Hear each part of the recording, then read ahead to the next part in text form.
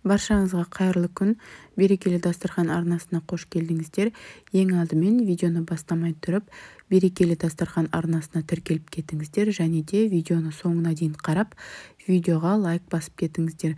Бүгінгі видеода біз табада пісетін пирог жасайтын боламыз. Құрамы өте қарапайым.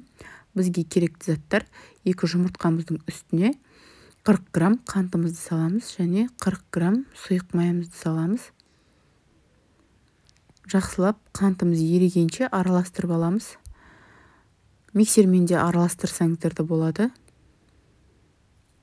Және үстінен 70 грамм сүтімізді құямыз. Сүтіміздің майлылығы маңызды емес.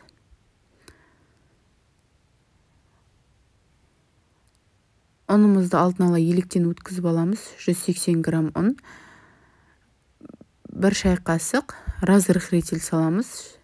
Разрыхлительді толтырып салатын боламыз және ұнымызды саламыз. Жақсылап араластырамыз. Миксермен де араластырсаңыздар болады.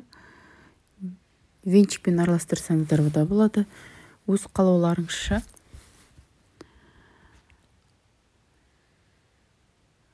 Жақсылап араластырып алдық. Осындай қою масса болып шығады.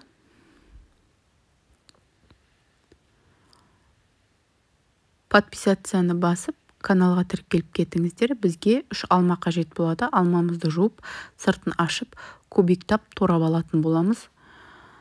Табамызға 1 ас қасық сармай саламыз.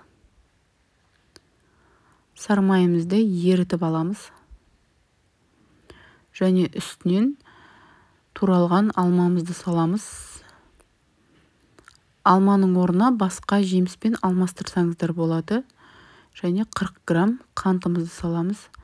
Қантымызды ерітіп, 2 минут алманы қуырамыз. 2 минут қуырылды. Және үстінен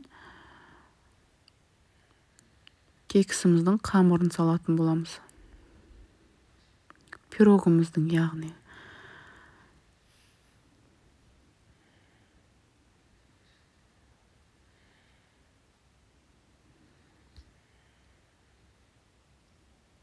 Осылай жайып шығамыз. Алмамен бірге қатты араластырып жібермейміз. Осылай жаймендеп жайып шығамыз.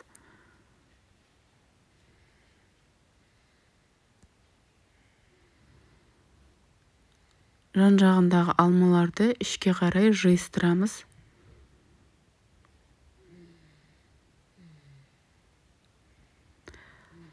Пирогымызды антипригарный табада пісіретін боламыз. Міндетті түрде басқа табаға пісірсеңіздер, асты жабысып қалады.